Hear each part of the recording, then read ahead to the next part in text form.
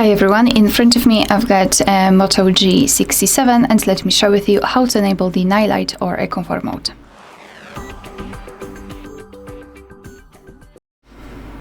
So let's begin with opening the settings, and here we have to scroll and find display. Then scroll and find the night light, and let's tap on the switcher to turn it on.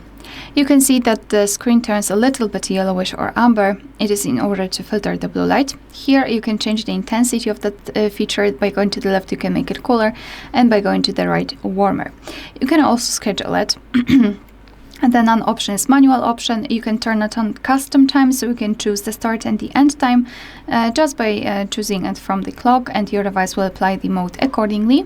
Or you can turn it on from sunset to sunrise, and here your device will automatically decide when the sunsets and sunrises are. It is location based. So this is how it works here in this device, and if you want to, you can have much faster access to this feature. Simply unroll the top bar. Let's unroll it fully. And now we need to scroll, or swipe actually, and find the night light. Let's simply tap on it to turn it on, and tap on it again to turn it off. Alright, so that will be all. Thank you so much for watching. Please hit the subscribe button and leave the thumbs up.